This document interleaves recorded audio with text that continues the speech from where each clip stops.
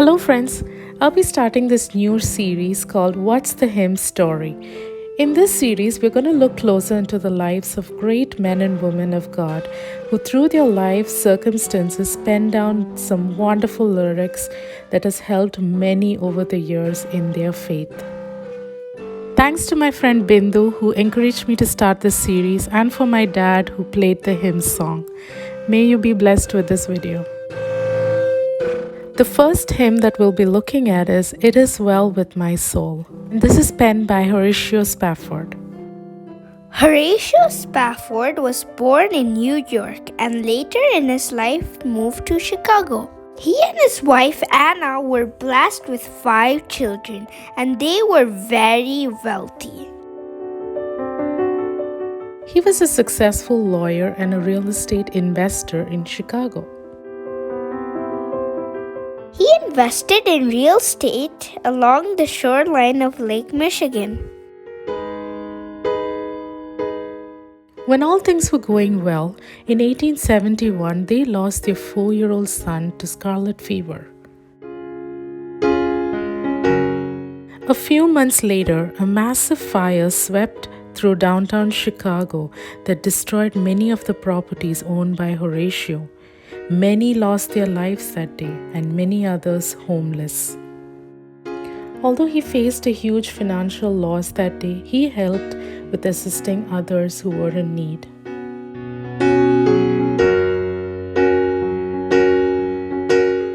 Two years later, Horatio planned a European trip for his family and also to assist Moody in one of their campaigns in Great Britain.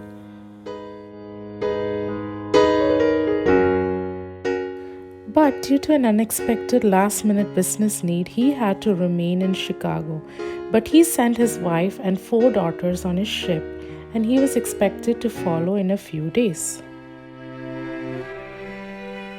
Several days later, he receives a telegram from his wife that reads, "Saved alone, what shall I do?" While crossing the Atlantic, their vessel was struck by an iron sailing ship.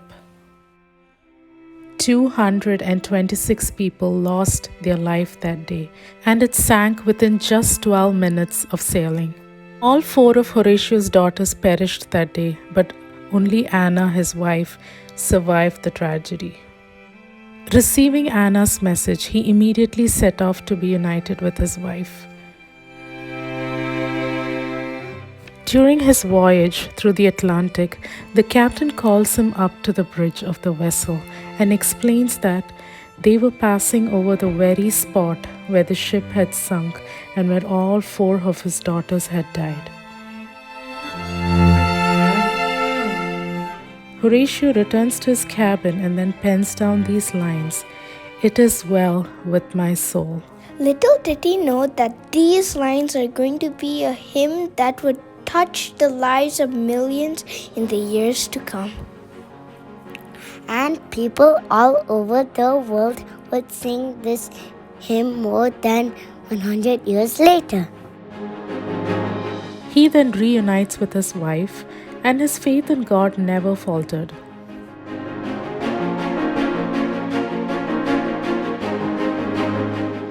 And God blessed them with 3 more children. In 1881, they left America and settled in Jerusalem. There they served and helped the poor and needy. The original manuscript of the hymn has only 4 verses, but later another verse was added to it. The music for It Is Well With My Soul was composed by Philip Bliss, a songwriter and gospel singer. Horatio and Anna's life story is a powerful example of steadfast faith in the midst of heartbreaks and trials. And through their circumstances, God helped him to write this beautiful hymn, which is loved by many all over the world more than 100 years later.